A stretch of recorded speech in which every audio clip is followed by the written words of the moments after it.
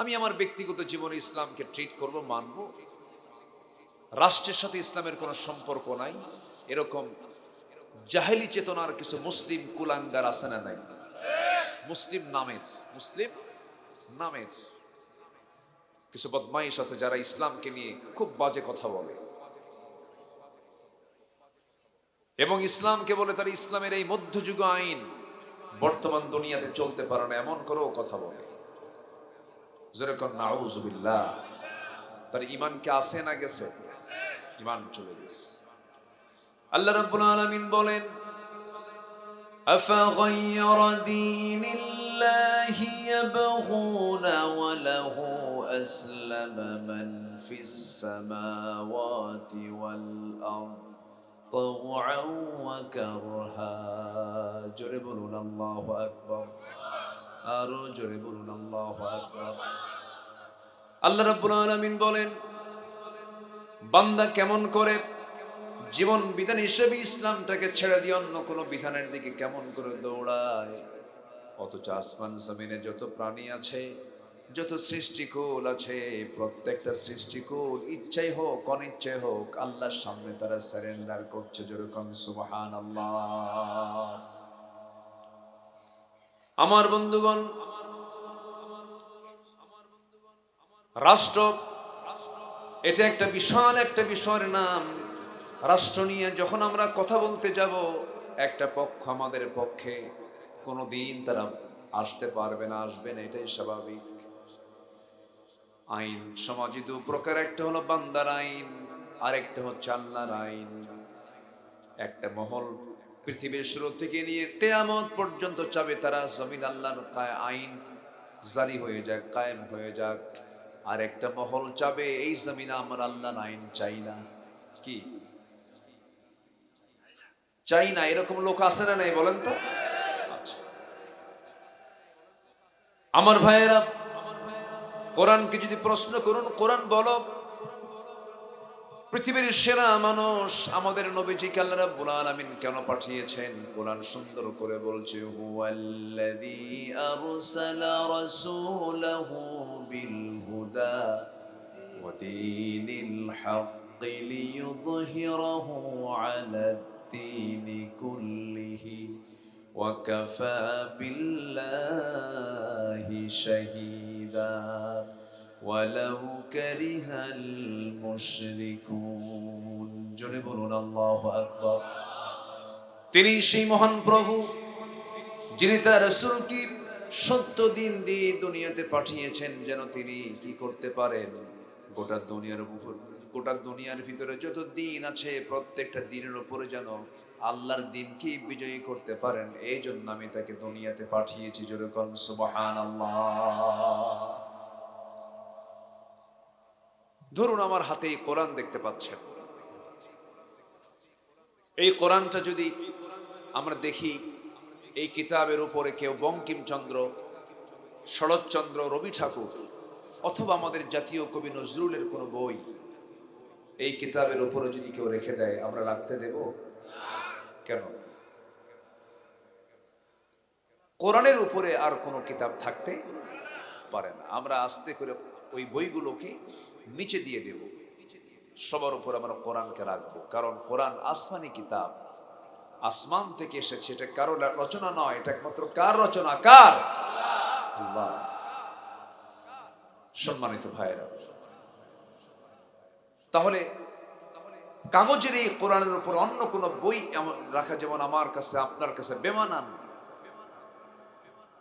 আমরা যে দেশে বসবাস করছি, এই দেশে যে আইন কানুন দিয়ে সমাজ রাষ্ট্র চলছে, সেই আইনটা কি আল্লাহর আইন না মানুষের আইন? তাহলে এই দেশে আইনের দিক থেকে মানুষের আইনটা উপরে আছে, আর কোরআনের আইনটা কোথায় আছে? নিচে আছে। এটা কি মানানসই? এটা কি মানানসই হলো?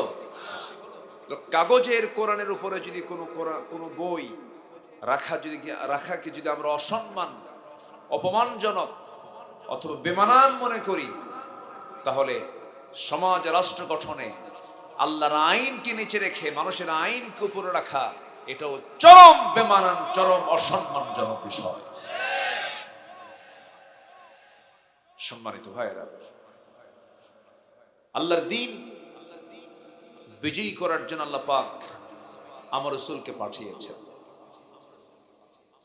সম্মানিত বন্ধুগণ, আমার নবীজি মক্কায় যতদিন ছিলেন দ্বীনের দাওয়াত তিনি দিয়েছেন। মদিনার 10 বছর এবং মক্কার হলো 13 বছর। এই নিয়ে কত বছর? 23 বছর। আমার নবীজি মক্কায় মানুষকে কালিমার দাওয়াত দিয়েছেন,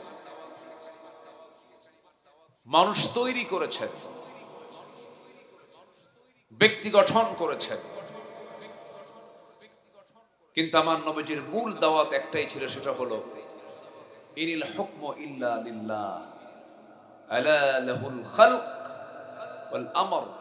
সাবধান, সৃষ্টি যার, আইন চলতে হবে তার। ঠিক কিনা বলেন? এই কথাটা কার কথা? মূলত আল্লাহর কথা। আমার বন্ধুগণ, ইসলামী রাষ্ট্র গঠন গুরুত্বপূর্ণ একটা বিষয়। রাষ্ট্রের সাথে ইসলামের যে সম্পর্ক আছে এটা অনেকে মানতেই চান না, কিন্তু আস-সুলতান ওয়াল ইসলাম ইখওয়ানি তাওয়ামান। রাষ্ট্র শক্তি এবং ইসলাম হলো যমজ দুটি সন্তানের মতো। যখন আপনি ইসলামকে রাষ্ট্র থেকে সরিয়ে ফেলবেন, আবার অর্থাৎ রাষ্ট্র থেকে যদি আপনি ইসলামকে সরিয়ে ফেলেন, সেই জায়গায় বিরাজ করবে যুগে যুগে যারা জালিম সরকার ছিল, চেঙ্গিস খানের স্বৈরাচারী শাসন। জোরে কর নাউযুবিল্লাহ। 54 বছর তো আমরা দেখলাম। 54 বছর এই দেশে অনেকেই শাসন করেছেন, সবাই কিন্তু মুসলিম পরিচয় দেওয়া মানুষগুলোই। নামের আগে মোহাম্মদ আছে, সবাই মুসলিম পরিবারের মুসলমান। তারা এই 54 বছরে কেউ 16 বছর, কেউ 25 বছর, কেউ 9 বছর, মাঝখান দিয়া কেয়ারটেকার গভর্নমেন্টটা কয়েক বছর। সব দেখাই তো দেখলাম। সর্বশেষ ফ্যাসিস্ট সরকার 28 লক্ষ কোটি টাকা দেশ থেকে পাচার করে নিয়ে চলে গেল। সব দেখা শেষ করেই ফেলেছি। আমরা একটা কিতাবকে আগামীর জন্য দেখতে চাই। আগামীর সরকারকে আমরা নামাজের সরকার দেখতে চাই। সবাইকে রাজি আছেন? কিসের সরকার? নামাজের সরকার। আল্লাহ কবুল করুন। জোরে বলি আমিন। আরো জোরে আমিন। সম্মানিত ভাইরা, যে কোনো কাজেই যুবকদের ভূমিকাটা অত্যন্ত গুরুত্ব রাখে। এই যে জুলাইয়ের যে আন্দোলন হলো 36 জুলাই 2024, এই সফলতা এনেছে বুড়োরা না যুবকেরা? বুড়োরা না যুবকেরা? যুবকেরা। আমরা ভাবছিলাম যে যুবকরা মনে হয় শেষই হয়ে গেল, এরা মনে হয় আর জেগে উঠতে পারবে না, প্রযুক্তির দুনিয়ায় মনে হয় তারা প্রযুক্তির তলেই পড়ে গেল। কিন্তু না, জাতে মাতাল তালে ঠিক। একদম আন্দোলন করে রাজপথে রক্ত ঝরিয়ে দিয়ে গণভবনে গিয়ে দুপুরবেলা মুরগির রান দিয়ে লাঞ্চ করেছে। আসতে কোন কেন করে নাই? করে নাই, করেছে। অতএব যুবকদের ভূমিকা সব জায়গায় অগ্রগণ্য। আজকের মাহফিল আমরা অনেক যুবক সমাজকেই, যুবকদের উপস্থিতি আমরা বেশি লক্ষ্য করছি। বলি আলহামদুলিল্লাহ, এটা ইতিবাচক দিক। আল্লাহ যেন মসজিদেও যেন যুবকদের অংশগ্রহণ বেশি হয়, আল্লাহ সেই তৌফিক দান করুন। কিন্তু মসজিদে যুবকদের অংশগ্রহণ খুবই কম দেখা যায়। বিশেষ করে ফজর নামাজে মুসল্লি সবচেয়ে বেশি না কম? বলেন বলেন বলেন বলেন। সবচেয়ে কম মুসল্লি কোন ওয়াক্তে থাকে? ফজরে। শুধু কি এই গ্রামে না সব গ্রামে? একই সমস্যা, রোগ তো একই, এগুলো তো সব এক ধরনের রোগ। সব গ্রামে ফজরের সময় মুসল্লি খুবই কম। যদিও 5-6 জন থাকে, কিছু বুড়া চাচা যায়। যখন বলা হয় চাচা আপনি মসজিদে আসছেন এত কষ্ট করে, বাবা বুড়ি নাই, বুড়ি থাকলে আমিও আসতাম, বুড়ি থাকলে আমিও আসতাম। সম্মানিত ভাইয়েরা, বিশেষ করে যুবকদেরকে বলছি, মেহেরবানি করে তোমার ব্যক্তি জীবনকে সুন্দর করে ইসলাম দিয়ে সাজিয়ে নাও। আগামীর জন্য তোমার নেতৃত্ব অপেক্ষা করছে। তুমি নেতৃত্ব দেবে, তুমি সামনে এগিয়ে যাবে, মঞ্জিলে মকসদে পৌঁছে যাবে। শর্ত হলো ইসলাম দিয়ে সুন্দর করে সাজিয়ে নাও তোমার জীবনকে। সাহায্য করবেন কে? আসতে বলবেন না, সাহায্য করবেন কে? ইমানকে আগে লালন করতে হবে, সুন্দর করে ইমানের যত্ন নিতে হবে। ইমানকে ক্যান্সার আক্রান্ত করা যাবে না। তো ইসলামী রাষ্ট্র এবং সমাজ গঠনে আমার নবীজির পথ এবং পদ্ধতি কি ছিল, যুবকরা তোমরা একটু শিখে নাও। আমার নবীজি যে পথ এবং পদ্ধতি অবলম্বন করেছেন তা মোটামুটি 12টা পয়েন্টে আমাকে বলতে হচ্ছে। একটা একটা করে বলবো। আমি কিন্তু একটাও বলিনি, 12টার একটাও বলেছি। তাহলে এখন বলুন, ওয়াজ কি শেষ না শুরু? সময় দিচ্ছেন তো ইনশাআল্লাহ? আল্লাহ কবুল করুন, জোরে বলি আমিন। ইসলামী রাষ্ট্র এবং সমাজ গঠনে আমার নবীজির পথ এবং পদ্ধতি কেমন ছিল? নাম্বার 1 হলো সমাজ থেকে শিরিক দূর করে তাওহীদ প্রতিষ্ঠা ছিল নবীজির 1 নাম্বার কাজ। নবীজি মক্কার বাসিন্দা ছিলেন। সেই মক্কার মানুষ ছিল এত বড় জাহেল, এবং সেই জায়গায় এত জিহালাত কাজ করেছে, এত অজ্ঞতা বর্বরতা কাজ করেছে যে ভাঙ্গা পাতিলকে কেন্দ্র করে যুগের পরে যুগ যে জাতি যুদ্ধ লাগিয়ে রাখত।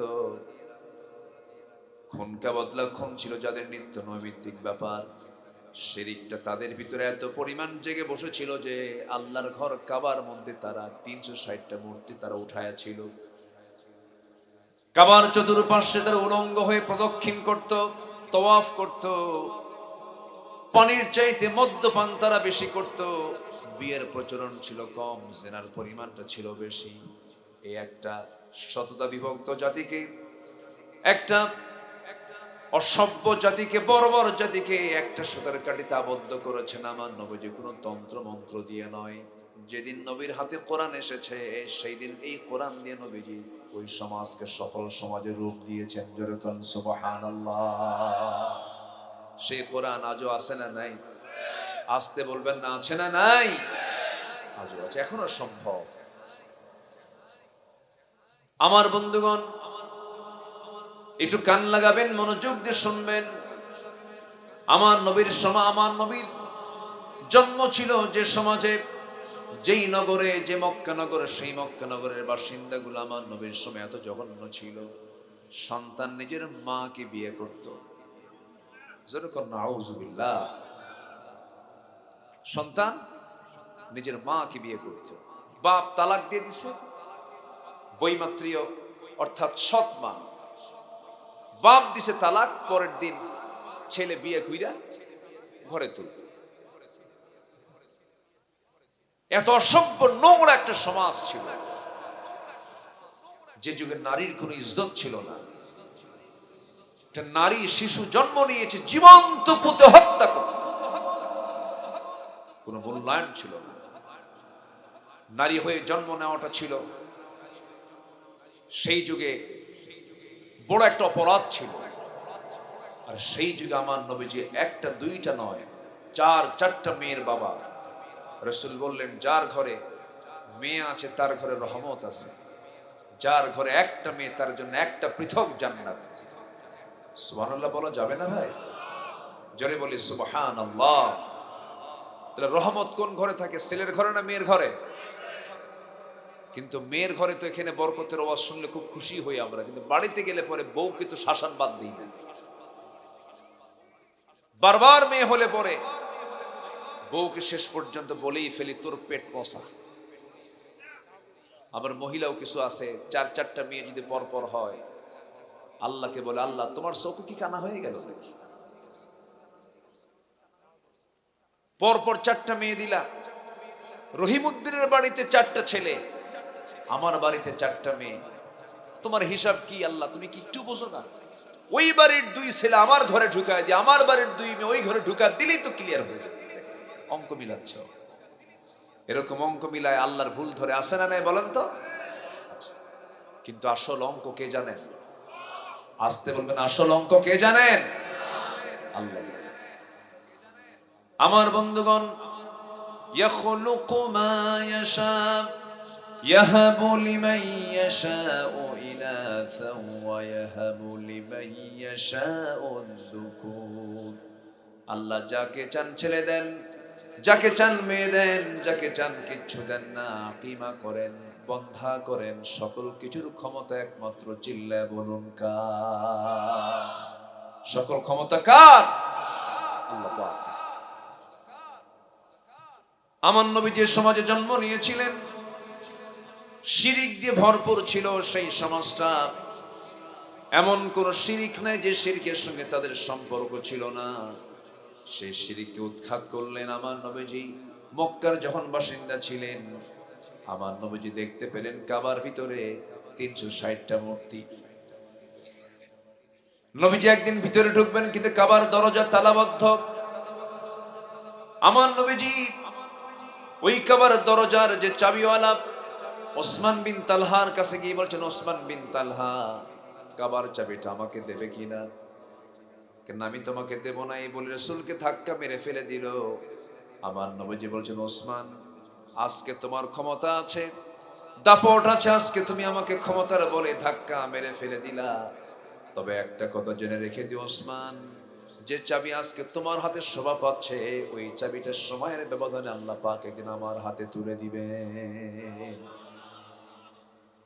ওসমান বিন তালহা বড় টেনশনে পড়ে গেল, মনে মনে চিন্তা করতেছি, মুহাম্মদ বিন আব্দুল্লাহ যা বলে তাই তো হয়ে যায়, অতএব আমি আমার রাস্তা ক্লিয়ার করে নিই। এবার বলছে, মুহাম্মদ, আমি তোমাকে চাবি দিতে পারি, শর্ত হলো এই কথা যেন আবু জেহেলের কান পর্যন্ত না যায়। ঠিক আছে, যাবে না। কাবার চাবি তার হাতে চলে এলো। নবীজি আমার দরজা খুললেন। খোলার সঙ্গে সঙ্গে আমার নবীর সামনে যখন পড়ে গেছে সেই মূর্তিগুলোর চিত্র, নবীজি সহ্য করতে পারলেন না। মনে মনে ভাবলেন সব ভেঙে চুরমার করে ঘর সাফ করে ফেলবো, কিন্তু পারলেন না। কারণ আমার নবীজি যে সময় সিদ্ধান্ত নিয়েছেন সেই সময় তিনি নগর প্রধান হতে পারেন নাই, রাষ্ট্রনায়ক হতে পারেন নাই। আমার নবীজি সহ্য করতে পারছেন না, শিরকের কোন অপকর্ম সহ্য হচ্ছে না। কিন্তু ওই মক্কা নগর চালায় আমার নবীর লোক না, আবু জেহেল। কে চালায়? কে চালায়? কে চালায়? আবু জেহেল চালায়। ক্ষমতা একজনের হাতে। নবীজি সিদ্ধান্ত নেবেন কেমন করে, পারলেন না। আমার নবীজি মক্কার মাটি 13 বছর ওই কাবার ভিতরে মূর্তি রেখে আমার নবীজি সেজদা দিয়েছেন, নামাজ পড়েছেন। রাষ্ট্রীয় ক্ষমতা তার হাতে আসে নাই। আমার নবীজি আল্লাহর দরবারে দোয়া করেছেন। কি দোয়া? ওয়াকুর রাব্বি আদখিলনি মুদখালা সিদকিন ওয়াখরিজনি মুখরাজা সিদকিন ওয়াজআল লি মিন লাদুনকা সুলতানান নাসীরা ওয়াকুল জাআল হক ওয়াজাহাকাল বাতিল ইন্নাল বাতিলা কানা যাহুকা। আমার নবীজি পারলেন না। কেন পারলেন না? ক্ষমতা নাই। কি ক্ষমতা নাই? রাষ্ট্রীয় ক্ষমতা নাই। আল্লাহর কাছে দোয়া করেন, আল্লাহ আমাকে রাষ্ট্রীয় ক্ষমতা দিয়ে দাও। মক্কায় টিকতে পারলেন না। যে মক্কার বাসিন্দাগুলো এত জঘন্য ছিল, আমার নবীজির বিরুদ্ধে সব লেগে গেল। সাহাবায়ে কেরামকে ধরতে লাগলো, যেখানেই পায় সেখানেই পিটায়, মারতে মারতে রক্তাক্ত করে ফেললো। খাব্বাবকে মেরে রক্তাক্ত করে ফেললো। পিঠের মধ্যে ধবল কোষ্ঠের নাই গর্ত গর্ত হয়ে গেল। আগুন দিয়ে পুড়ে তার পিঠটা সারখার করে ঝাঁঝরা করে দিল। খুবাইবকে মারতে মারতে শহীদ করে ফেললো। সাইয়েদনা বেলালকে মারতে মারতে হাইয়ান মাজরুহান, কালো মানুষ আরো কালো হয়ে গেলেন। এই অত্যাচারগুলো যখন চতুর্দিক থেকে শুরু হয়ে গেছে, আমার নবীজি শুধু মার খাইলেন 13 বছর মক্কায়। অনেক লম্বা লম্বা কথা ছিল। আমার নবীর মূল লক্ষ্য ছিল এটা, আমি চুরি করব না, কাউকে চুরি করতে দেব না। আমি ডাকাতি করব না, কাউকে ডাকাতি করতে দেব না। ডাকাতি করলে তাকে শাস্তি নিশ্চিত করে দেব। আমি জেনা করব না, কাউকে জেনা করতে দেব না, জেনার শাস্তি নিশ্চিত করে দেব। আমি মদ খাবো না, কাউকে মদ খেতে দেব না, মদ্যপান যে করবে তার জন্য শাস্তি নির্ধারণ করব। আমার নবীজি এমন জাতীয় সিদ্ধান্ত যখন পাকাপোক্ত করে ফেললেন, আবু জেহেল বলল, মুহাম্মদ রে শোনো, তুমি যেই সিদ্ধান্ত তুমি চূড়ান্ত ভাবে বাস্তবায়ন করতে চাও এটা আমি করতে দেব না। অতএব শোনো, ঘুম থেকে উঠলে তুমি আমাকে দেখো, আমি তোমাকে দেখি। অতএব দুজন মিলে সমঝোতা করি, তোমার ধর্ম 6 মাস, আমার ধর্ম 6 মাস। তুমি আমার লাত মানত উজ্জাকে বৈধতা দিয়ে দাও, আমি তোমার আল্লাহকে বৈধতা দিয়ে দিই। দেখেন কথার সাইজ দেখেন। এমন জাতীয় প্রস্তাব যখন দিয়ে ফেলল, আল্লাহর পক্ষ থেকে চূড়ান্ত আয়াত নাযিল হয়ে গেল। যারা পারেন ঠোঁট মিলিয়ে বলুন, কুল ইয়া আইয়ুহাল কাফিরুন লা আ'বুদু মা তা'বুদুন ওয়ালা আনতুম আবিদুনা মা আ'বুদু ওয়ালা আনা আবিদুম মা আবাদতুম ওয়ালা আনতুম আবিদুনা মা আ'বুদু লাকুম দীনুকুম ওয়ালিয়া দীন। জোরে বলুন আল্লাহু আকবার। আবু জেহেল, শুনে রাখো, তোমরা যার গোলামি করো আমি তার গোলামি করি না। অতএব তোমার দিন তোমার কাছে, আমার দিন আমার কাছে। এই চূড়ান্ত কথা যখন আবু জেহেলের কান পর্যন্ত স্পর্শ করেছে, বুঝতে পেরেছে আবু জেহেল মুহাম্মদকে বশে আনা যাবে না। চতুর্মুখী ষড়যন্ত্র শুরু হয়ে গেল। শেষ পর্যন্ত চূড়ান্ত সিদ্ধান্ত হয়েছে তাকে হত্যা করে দুনিয়া থেকে বিদায় করা হবে। আল্লাহ বলছেন, আমার হাবিব, মক্কায় থাকা যাবে না, আপনি মদিনায় হিজরত করুন। আমার নবীজি মদিনার দিকে রওনা করলেন। ঘর বাড়ি ছাড়া সহজ না কঠিন বলেন? শুধু কি কঠিন না, বড় কঠিন। ঘর বাড়ি, ব্যবসা বাণিজ্য, সন্তানাদি, স্ত্রী, পরিবার পরিজন সব ছেড়ে দিয়ে সাহাবীরা নবীর মহব্বতে মক্কা থেকে মদিনা পর্যন্ত চলে গেলেন। থাকতে পারলেন না, টিকতে পারলেন না।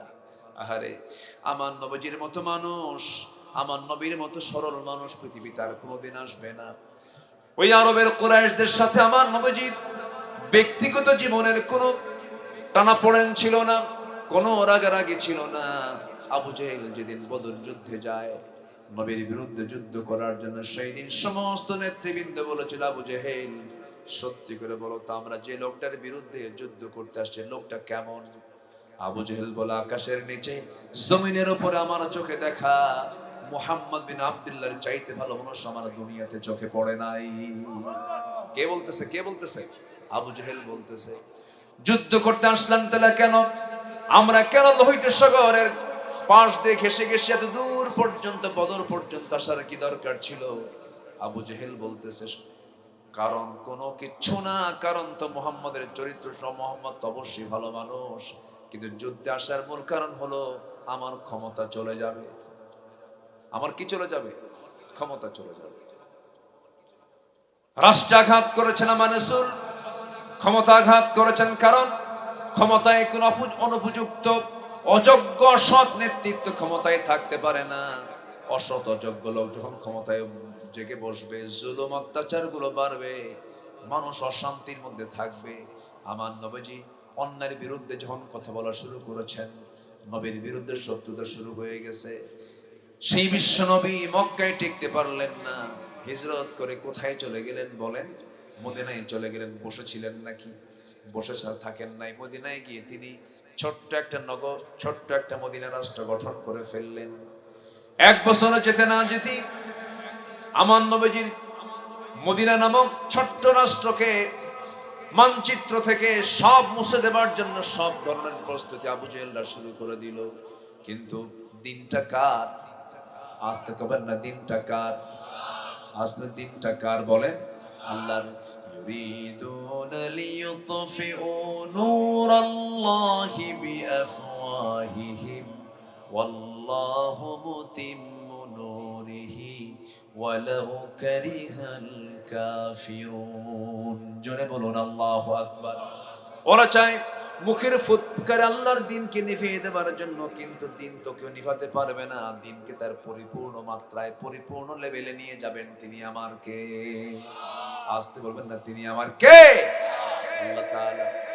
আমার নবীজি শিরিক দূর করে তাওহীদকে প্রতিষ্ঠা করলেন। আল্লাহ রাব্বুল আলামিন বলেন, ওয়া'বুদুল্লাহা ওয়া লা তুশরিকু বিহি শাইআন ওয়া বিল ওয়ালিদাইনি ইহসানান ওয়া বিযিল কুরবা ওয়াল ইয়াতামা ওয়াল মাসাকিন। জোরে বলুন আল্লাহু আকবার। আল্লাহর দাসত্ব করো, আল্লাহর সঙ্গে কারোর সাথে তোমরা শরীক স্থাপন করতে যেও না, কারো আইনকে মানতে যেও না। একমাত্র আইন মানবে কার? আসতে বলুন, আইন মানবে কার? বিধান মানবে কার? আল্লাহর আইন ছাড়া অন্য কোন আইনকে যদি মানতে যাও, আল্লাহ রাব্বুল আলামিন বলছেন, ওয়া মান ইয়াবতাগি গায়রাল ইসলামি দীনান ফালান ইউকবালা মিনহু ওয়া হুয়া ফিল আখিরাতি মিনাল খাসিরিন। জোরে বলুন আল্লাহু আকবার। জীবন বিধান হিসাবে ইসলামকে ছেড়ে দিয়া অন্য কোন আইন কানুনকে যদি কোনো বান্দা গ্রহণ করে নেয়, আল্লাহ তার কোনো কিছুই কবুল করবেন না। ওয়াদা করেছেন যিনি, তিনি কে বলেন? আল্লাহ ওয়াদা করেছেন, আমি তার কোনো কিছুই কবুল করব না। এই জন্য আমার ভাইরা, একমাত্র হুকুম মেনে চলতে হবে কার? আরো যে হুকুম মেনে চলতে হবে কার? এক জায়গায় না সব জায়গায়? এক জায়গায় না সব জায়গায়? নামাজে মানলাম, রোজায় মানলাম, হজে মানলাম, কিন্তু যাকাতে মানলাম না, আইনে মানলাম না। সুদের বিধানকে কার্যকর করার জন্য চেষ্টা করলাম। আমার দেশে ডাবল স্ট্যান্ডার্ড লোকের অভাব নাই। একই মুখে দুই কথা। এক মুখে বলতেছে আমার ইসলামী মূল্যবোধে বিশ্বাসী, আবার বলে শরীয়ত আইন মানি না। কি আছে কিনা? আছে কিনা? আছে কিনা? আছে কিনা? আছে কিনা? রাসূলুল্লাহর ন্যায় পরায়ণতার শাসন আমরা এই দেশে দেখতে চাই। ভালো কথা, রাসূলুল্লাহর দল করে এই ঘোষণা দাও না কেন?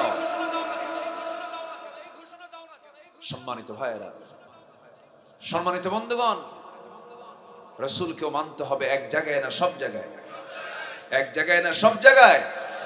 ব্যক্তি জীবনে রাসূলকে মানলাম, রাষ্ট্রীয় জীবনে রাসূলকে মানলাম না, আমি নবীর উম্মত হতে পারিনি, আমি ভণ্ড, আমি প্রতারক। ঠিক কিনা? আমি ভণ্ড হয়ে গেছো। ব্যক্তি জীবনে মানবা, রাষ্ট্রীয় জীবনে মানবা না, এটা মুনাফিকের লক্ষণ। সম্মানিত ভাইয়েরা, আমার নবীজির রাষ্ট্র এবং সমাজ গঠনের পথ পদ্ধতির এক নম্বর কাজ রাসূল করেছেন শিরিক দূর করে সেখানে তাওহীদকে প্রতিষ্ঠা করেছেন। সম্মানিত ভাইয়েরা, নবীজির দাওয়াতে যুবকরা আগে সাড়া দিয়ে ইসলামের দিকে একদম দীক্ষিত হয়েছে।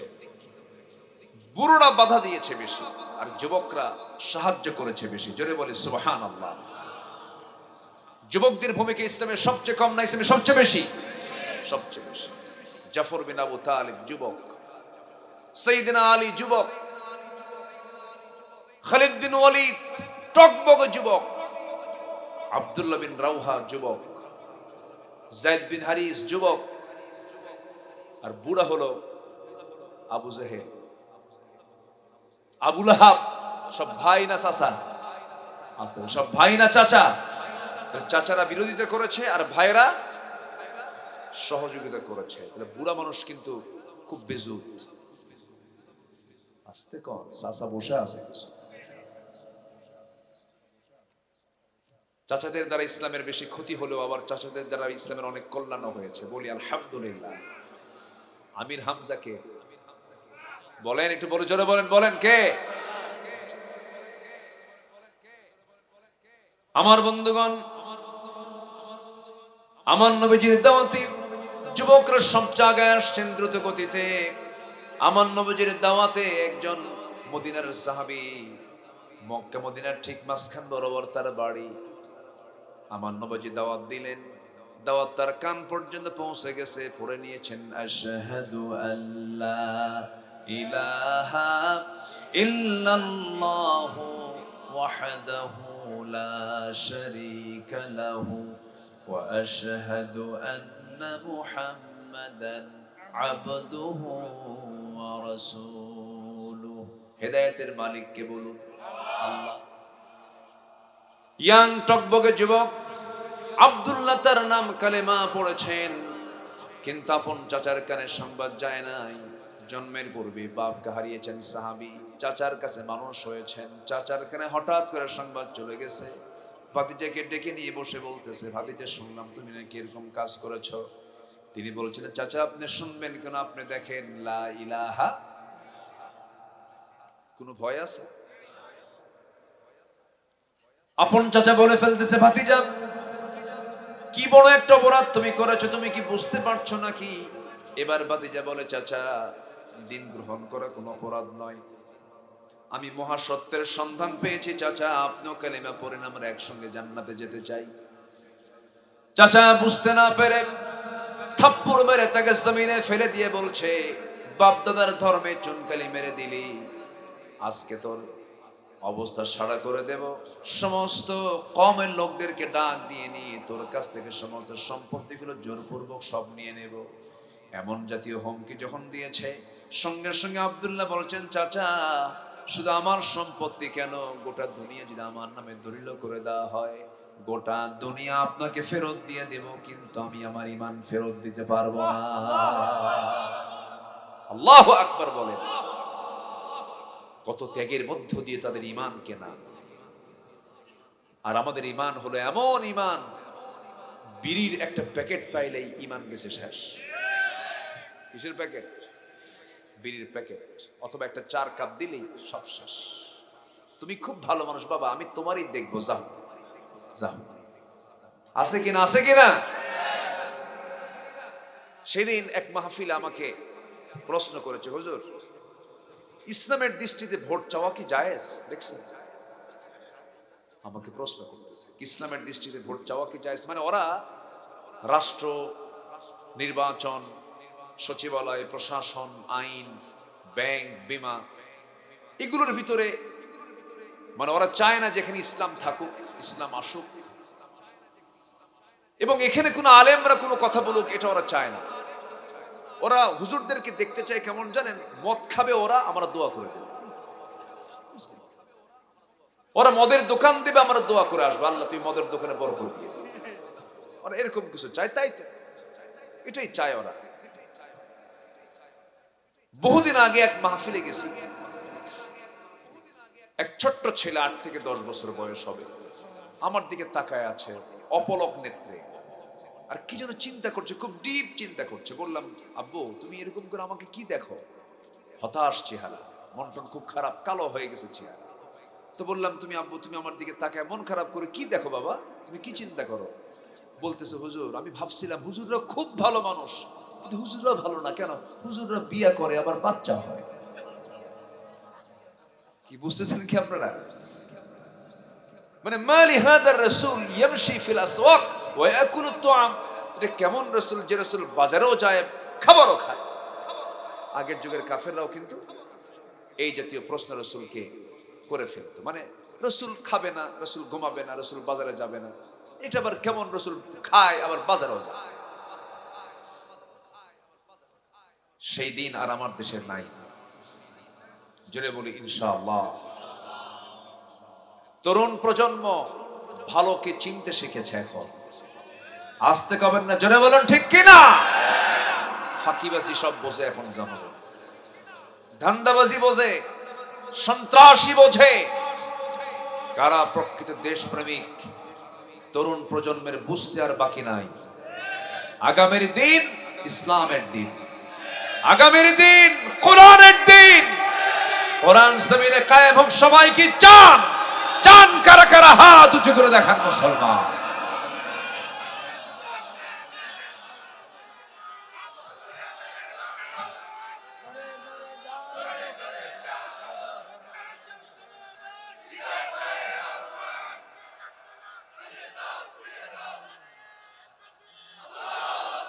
আল্লাহ কবুল করুন, জোরে বলে আমিন। সম্মানিত ভাইয়েরা, সম্মানিত বন্ধুগণ, টুডে এন্ড টুমরো, আমার বিশ্বাস 56,000 বর্গ মাইলের এই সবুজ ভূখণ্ডে পূর্ব দিগন্তে এক রক্তিম সূর্যের উদয় হবে। সেই সূর্যের নাম হবে ইসলাম, ইসলাম, ইসলাম। জোরে বলি ইনশাআল্লাহ। ইসলাম বিজয়ী হবে, আমি আপনি থাকবো না, কিন্তু ইসলাম সে বিজয়ী হয়ে বিজয়ের কাছেই থাকবে ইসলাম, ঠিক কিনা বলেন? আমি আপনি থাকবো না। সম্মানিত ভাইয়েরা, টকবকে যুবক বলতেছে, চাচা আপনি আমাকে সম্পদ ছিনতাইয়ের হুমকি দেখান, দিয়ে দিলাম, নেন, আমার লাগবে না। মারতে মারতে রক্তাক্ত করে জমিনে ফেলে দিয়া গায়ের জামাটা টেনে ছিঁড়ে তার শরীরটা উলঙ্গ করে ফেললো, পরনের লুঙ্গিটা পর্যন্ত খুলে নিয়া গোটা দেহ থেকে কাপড় চোপড় খুলে নিয়ে থেকে ঘাট ধাক্কা দিয়ে বের করে দিল। সেই টকবকে যুবক সুন্দর চেহারার আব্দুল্লাহ দৌড় মেরে গিয়ে আমার দরজায় গিয়ে বলছে, মা দরজা খুলো। দরজা খোলার সঙ্গে সঙ্গে বলছে, মা আমার দিকে তাকায়ও না, আমার চাচা আমাকে লুঙ্গিটা পর্যন্ত খুলে নিয়েছে, ঈমান এনেছি, সবকিছু নিয়ে নিয়েছে, মা দেখো তো ঘরের মধ্যে কোনো কাপড় চোপড় আছে নাকি। এক খণ্ড কাপড় দেওয়া হলো, সে এক খণ্ড কাপড় দিয়ে তিনি তার সতরটা কোনো মতো ঢাকলেন আর বলছেন, মা আমার জন্য দোয়া করো, আমি আর থাকবো না, আমি আমার নবীর দরবারে যাব। মা আমি তোমাকে ভালোবাসি, কিন্তু আমার নবীর চাইতে বেশি ভালোবাসি না। সাহাবীদের দাম তো এমনি হয় নাই ভাই। ও মা আমি তোমাকে ভালোবাসি, নবীর চাইতে বেশি ভালোবাসি না। নবীর দরবারে রওনা করলাম, নগ্ন দেহ নিয়ে কোনো মতো সতরটা ঢেকে মদিনার দিকে রওনা দিয়েছে। শীতের রাত, পায়ে হেঁটে হেঁটে রওনা দিয়েছে, নবীর দরবারে পৌঁছে গেছে। দরজায় গিয়ে নক করছেন, ইয়া রাসূলুল্লাহ দরজাটা খুলুন। দরজা খুলে গেছে। আমার নবীজি দরজা খুলেই দেখেন আব্দুল্লাহর গায়ে কোনো কাপড় চোপড় নাই। ভিতরে ঢুকলেন, আমার নবী তার নিজের জুব্বা বের করলেন, বের করে দিয়ে বলছে, আব্দুল্লাহ তাড়াতাড়ি জুব্বা পড়ো, ঠান্ডা লেগে যাবে। জুব্বাটা পড়লেন। এবার রাসূল বলছেন, আব্দুল্লাহ কি হয়েছে বলো। সব খুলে মিলে তিনি শুনলেন। শোনার পরে বলছেন, আব্দুল্লাহ তুমি কেন চিন্তা করছো? আব্দুল্লাহ তোমার চাচা তোমাকে বস্ত্রহীন করে ঘর থেকে বের করে দিয়েছে, আর আমি তোমাকে আমার নিজের জুব্বা আমি তোমাকে উপহার দিয়ে দিয়েছি। কোনো চিন্তা নাই তোমার আব্দুল্লাহ, তুমি কি চাও বলো, আমি এই মুহূর্তে আল্লাহর কাছ থেকে চেয়ে আমি তোমাকে নেওয়ার ব্যবস্থা করে দেবো। তুমি কি চাও বলো। আব্দুল্লাহ জাগতিক জীবনের কোনো কিছু না চেয়ে বলছেন, ইয়া রাসূলুল্লাহ আমি আপনার কাছে এটাই চাবো, আপনি আমার জন্য দোয়া করুন, আল্লাহ যেন আমাকে মৃত্যুর রাজপথ শহীদ মৌত যেন দান করেন। আমার নবীজি হাত তুলে দোয়া করছেন, আল্লাহ আমার আব্দুল্লাহর জান মাল তুমি কাফের বেঈমানদের জন্য হারাম করে দাও। আব্দুল্লাহর চেহারা ফ্যাকাশে হয়ে গেছে। রাসূল বলছেন, আব্দুল্লাহ দোয়া করলাম তোমার জন্য, তোমার মনটা খারাপ কেন? হুজুর আপনি আমার জন্য উল্টা দোয়া করেছেন, আমি চাইছি শহীদ হতে, আপনি আমার জন্য কাফের বেঈমানদের আমার জন্য রক্তকে হারাম করে দিলেন, আমি তো শহীদ হতে পারবো না, তারা তো আমাকে মারতে পারবে না। রাসূল বলছেন, আব্দুল্লাহ চিন্তা করো না, শাহাদাতের তামান্না যদি হৃদয়ে লালন হয়, ওয়া ইম্মা তাআলা ফিরাশিহি মওতটা যদি বিছানা হয়ে থাকে, মহান রব্বুল আলামিন তাকে শহীদের দরজা দিয়ে দিবেন। যাও আব্দুল্লাহ। আব্দুল্লাহ কাসাবে সুফায় পাঠানো হলো, জোরে জোরে কোরআন তেলাওয়াত করেন তিনি। সাহাবীরা কিছুক্ষণ পর এসে রিপোর্ট করছেন, হুজুর নতুন সাহাবীর আগমন হয়েছে, জোরে জোরে কোরআন পড়ে কি আব্দুল্লাহ। রাসূল বলছেন, খবরদার আব্দুল্লাহর তেলাওয়াতে তোমরা কেউ বাধা দিও না, কারণ আব্দুল্লাহ জোরে জোরে কোরআন পড়তেছে আবেগে। কারণ আব্দুল্লাহ ঈমান আনতে গিয়ে দুনিয়া বিক্রি করে সেই ঈমানকে কিনে নিয়েছে। জোরে কোন সুবহানাল্লাহ। আব্দুল্লাহকে বাধা দিও না। আমার নবীজি বেশ কিছুদিন পরে বলছেন, সাহাবীরা চলো, যুদ্ধের ডাক এসেছে। আমার নবীজির মদিনার 10টা বছর ঘরে থাকারই সুযোগ পান নাই, ভালো করে ঘুমানোর সুযোগ পান নাই। 10টা বছরে তিনি 86টি যুদ্ধ পরিচালনা করেছেন, বছরে 8টারও বেশি যুদ্ধ তাকে করতে হয়েছে। একটা ছোট্ট রাষ্ট্রে যদি বছরে 8টা করে যুদ্ধ করা লাগে, সাহাবে কেরাম খাবার পাবেন কেমনে? যুদ্ধ বিধ্বস্ত একটা দেশ। আমার নবীজির এমন রাত চলে গেছে, শুধু পানি পান করে আমার নবীজি গোটা রাত পাড়ি দিয়েছেন। আমার নবীজি একদিন সাহাবে কেরামের সঙ্গে কথা বলতে নিয়া এক সাহাবী রাসূলকে সালাম দিয়েছেন, নবীর মুখ থেকে সালামের জবাব বের হচ্ছে না ক্ষুধার যন্ত্রণায়। মাসের পরে মাস চলে গেছে। আম্মা জান আয়েশা বলেন, আমাদের চুলায় কোনো আগুন জ্বলতো না, না খেয়ে দিনগুলো পাড়ি দিয়েছেন শুধুমাত্র একটাই কারণ, দ্বীনি রাষ্ট্র, ইসলামী রাষ্ট্র গঠন করার জন্য আমার রাসূলকে এত বড় পরিশ্রম করতে হয়েছে। ইসলামী রাষ্ট্র তৈরি করার জন্য, ইসলামী রাষ্ট্র গঠন করার জন্য বদরে যেতে হয়েছে, খন্দকে যেতে হয়েছে, হুনাইন যুদ্ধে যেতে হয়েছে। আমার নবীজি ৮৬টা যুদ্ধ পরিচালনা করেছেন। আমার নবীজি কোন একটা যুদ্ধে রওনা করবেন, এমন সময় বলছেন, আমার আব্দুল্লাহ কোথায়? হুজুর আমি এই জায়গায়, চলো যুদ্ধে যাই। খুব খুশি হয়েছেন তিনি, রওনা করলেন।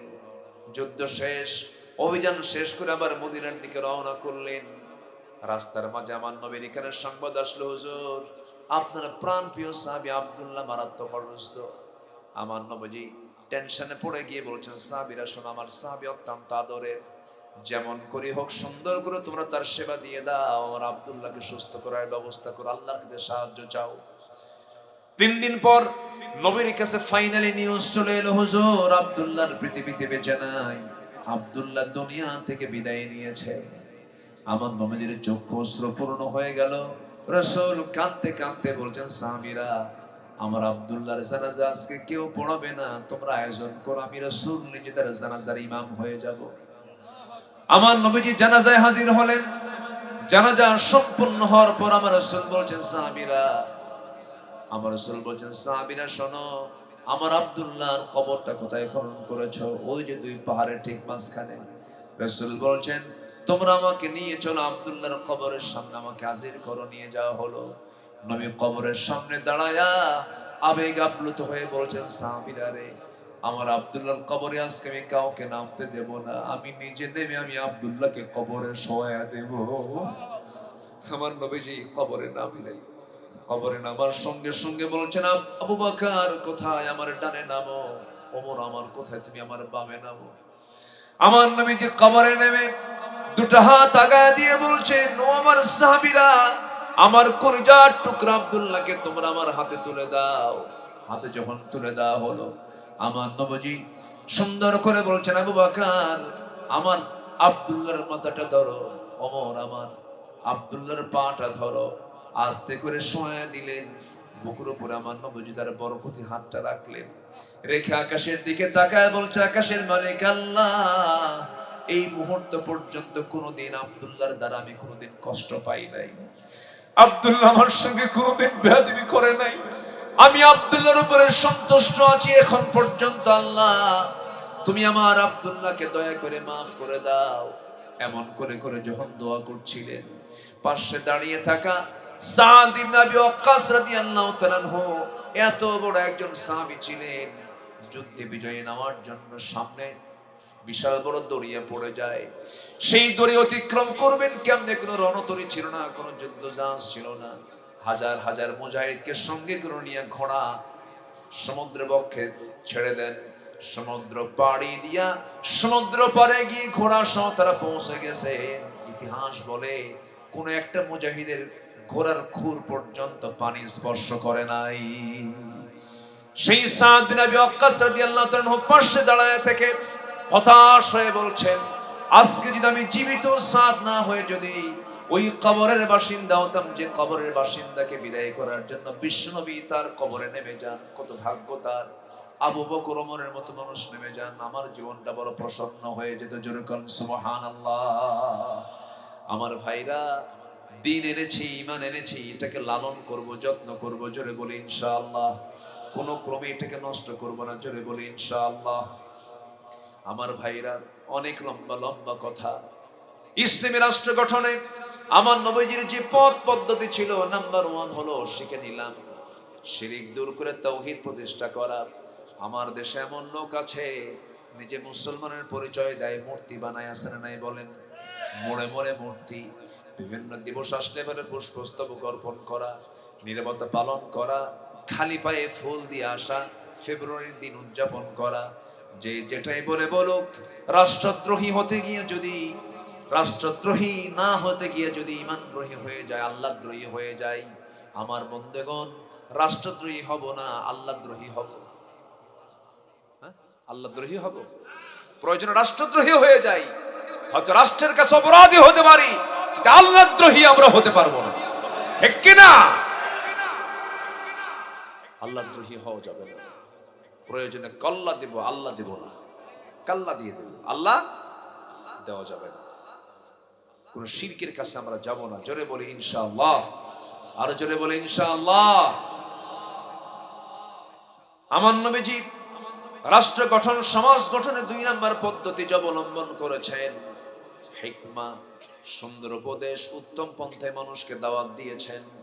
যারা পারেন সুন্দর করে আমার সঙ্গে বলুন, উদউ ইলা সাবিলি রাব্বিকা বিল হিকমাতি ওয়াল মাউইযাতিল হাসানাহ ওয়াজাদিলহুম বিল্লাতী হিয়া আহসান। জোরে বলুন আল্লাহু আকবার। ইন্না রাব্বাকা হুয়া আ'লামু বিমান যাল্লা আন সাবিলিহি ওয়া হুয়া আ'লামু বিল মুহতাদিন। জোরে বলুন আল্লাহু আকবার। নবীজির দাওয়াতে ধৈর্য ছিল কিনা বলেন? আস্তে করে, ধৈর্য ছিল কিনা বলেন? তিনি কি অধৈর্য দাওয়াত দিয়েছেন নাকি বলেন? অধৈর্যের দাওয়াত দেন নাই, প্রচুর ধৈর্যশীল তিনি ছিলেন। আমার নবীজি ধৈর্যের বড় পিরামিড ছিলেন, অস্থির চিত্ততা তার মধ্যে কাজ করত না। আমরা ধৈর্যশীল হব, জোরে বলি ইনশাআল্লাহ, আরো জোরে বলি ইনশাআল্লাহ। নাম্বার 3, অবিচলতা, সাহসী ধৈর্যশীল নেতৃত্ব প্রদান তিনি করেছেন। ইয়া আইয়ুহাল্লাযীনা আমানুসবিরু ওয়াসাবিরু ওয়ারাবিতু ওয়াত্তাকুল্লাহা লাআল্লাকুম তুফলিহুন। জোরে বলুন আল্লাহু আকবার। সূরা আলে ইমরান আয়াত নম্বর 200। অবিচলতা, সাহসী, ধৈর্যশীল নেতৃত্ব আমার রাসূল দিয়েছেন। যে কোনো কাজে যদি আমরা বিজয় অর্জন করতে চাই, রাগ দরকার না, ধৈর্য দরকার। রাগ কি কোনো যোগ্যতা নাকি? রাগ কোনো যোগ্যতা নয়, ধৈর্য হলো যোগ্যতা। বিয়ে করতে গেছেন, বিয়ে করলেন, বিয়ে আগে না ধৈর্য আগে? আস্তে কয়, বিয়ে আগে না ধৈর্য আগে? ব্যবসা করতে গেছেন, ব্যবসা আগে না ধৈর্য আগে? অবশ্যই। এই যে মাহফিলে বসে আছেন, বসা আগে না ধৈর্য আগে? ধৈর্য আগে। ধৈর্য যার নাই, কোনো কাজে সে বিজয়ী হতে পারবে না। ধৈর্য ছাড়া ইমানও টিকে না, ইমানও চলে যায়। এই জন্য ধৈর্যটা অত্যন্ত গুরুত্বপূর্ণ। আল্লাহ পাক নামাজের কথা একটু পরে বলেছেন, ইস্তাঈনু বিস-সাবরি ওয়াস-সালাহ। এবং আল্লাহ তাআলা ধৈর্যশীলদের সঙ্গে আছেন, এই ওয়াদাও করেছেন। কে কে কে কে? এবং আল্লাহ ভালোবাসেন তাদের। ইন্নাল্লাহা ইউহিব্বুস সাবিরিন, ধৈর্যশীলদেরকে তিনি ভালোবাসেন। মাআস সাবির, আল্লাহ ধৈর্যশীলদের সাথে আছেন।